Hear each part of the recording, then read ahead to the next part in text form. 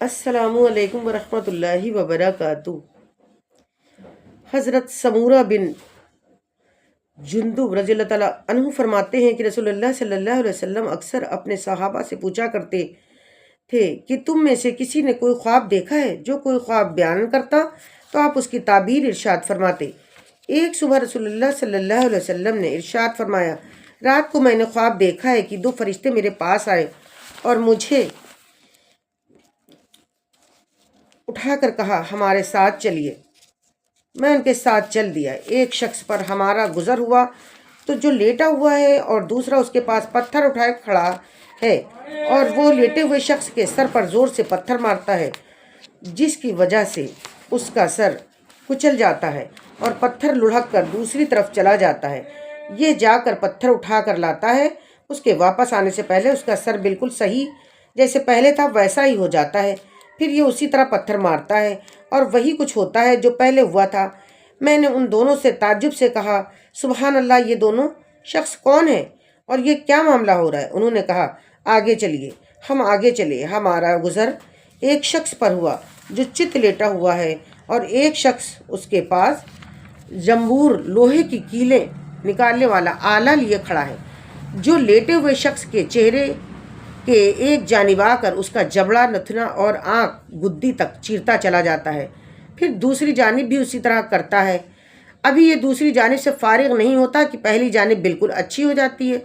وہ اسی طرح کرتا رہتا ہے۔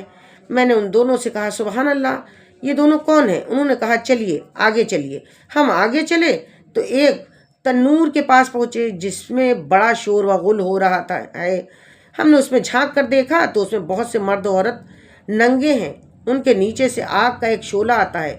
جب وہ ان کو اپنی لپٹ میں لیتا ہے تو وہ چیخنے چلانے لگتے ہیں۔ میں نے ان دونوں سے پوچھا، یہ کون لوگ ہیں؟ انہوں نے کہا، چلیے، آگے چلیے۔ ہم آگے چلے، ایک نہر پر پہنچے جو خون کی طرح سرخ تھی اور اس میں ایک شخص تیر رہا تھا اور نہر کے کنارے دوسرا شخص تھا جس میں بہت سے پتھر جمع کر رکھے تھے۔ جب تیرنے والا شخص تیرتے ہوئے اس شخص کے پاس آتا ہے جس نے پتھر جمع کیے ہوئے ہیں تو یہ شخص اپنا منہ کھول دیتا ہے تو کنارے والا شخص اس کے منہ میں پتھر ڈال دیتا ہے، جس کی وجہ سے وہ دور چلا جاتا ہے اور پھر تیر کر واپس اسی شخص کے پاس آتا ہے تو اپنا منہ کھول دیتا ہے اور کنارے والا شخص اس کے منہ میں پتھر ڈال دیتا ہے۔ میں نے ان دونوں سے پوچھا، یہ دونوں شخص کون ہیں؟ ان دونوں نے کہا، آگے چلیے۔ پھر ہم آگے چلے تو جتنے بدصورت آدمی تم نے دیکھے ہوں گے ان سب سے زیادہ بدصورت آدمی کے پاس سے ہم گزرے۔ اس کے پاس آگ جل رہی تھی جس کو وہ بھڑکا رہا تھا اور اس کے چاروں طرف دوڑ رہا تھا۔ میں نے ان سے پوچھا، یہ شخص کون ہے؟ انہوں نے کہا، آگے چلیے۔ پھر ہم ایک ایسے باغ میں پہنچے جو ہرا بھرا تھا اور اس میں موسم بہار کے تمام پھول تھے۔ اس باغ کے درمیان ایک بہت لمبے صاحب نظر آئے۔ ان کے بہت زیادہ لمبے ہونے کی وجہ سے میرے لیے ان کے سر کو دیکھنا مشکل تھا۔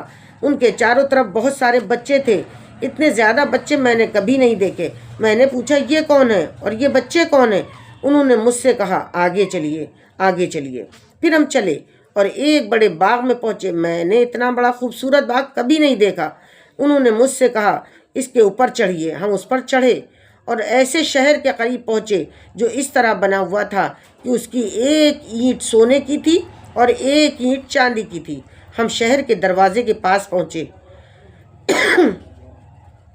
اور اسے کھلوایا۔ وہ ہمارے لیے کھول دیا گیا۔ ہم اس میں ایسے لوگوں سے ملے جس کے جسم کا آدھا حصہ اتنا خوبصورت تھا کہ تم نے اتنا خوبصورت نہ دیکھا ہوگا اور آدھا حصہ اتنا بدصورت تھا کہ اتنا بدصورت تم نے نہ دیکھا ہوگا۔ ان دونوں فرشتوں نے ان لوگوں سے کہا کہ جاؤ، اس نہر میں کود جاؤ۔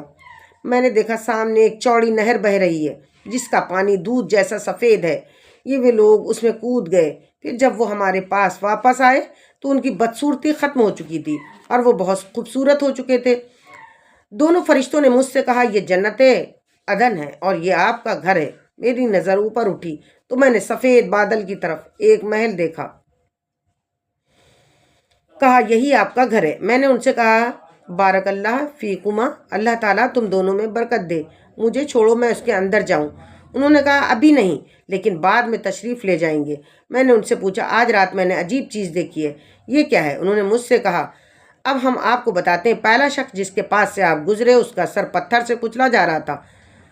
یہ وہ ہے جو قرآن سیکھتا ہے اور اس کو چھوڑ دیتا ہے، نہ پڑھتا ہے نہ عمل کرتا ہے، اور فرض نماز چھوڑ کر سو جاتا ہے۔ دوسرا وہ شخص جس کے پاس سے آپ گزرے اس کے جبڑے نتنے اور آنکھ کو گدی تک چیرا جا رہا تھا۔ یہ وہ ہے جو صبح گھر سے نکل کر جھوٹ بولتا ہے اور وہ جھوٹ دنیا میں پھیل جاتا ہے۔ تیسرا وہ ننگے مرد اور عورتیں جنہیں اپنے تنور میں جلتے ہوئے دیکھا تھا،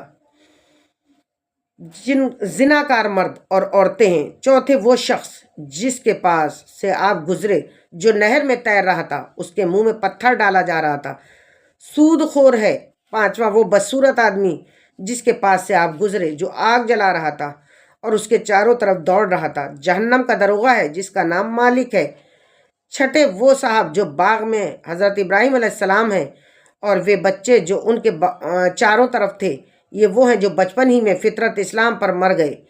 اس پر کسی صحابی نے پوچھا یا رسول اللہ مشرکین کے بچوں کا کیا ہوگا؟ آپ صلی اللہ علیہ وسلم نے ارشاد فرمایا مشرکین کے بچے بھی وہی تھے، اور وہ لوگ جن کا آدھا جسم خوبصورت اور آدھا جسم بدصورت تھا، یہ وہ لوگ تھے جنہوں نے اچھے عمل کے ساتھ برے عمل کیے، اللہ تعالیٰ نے ان کے گناہ معاف کر دیے۔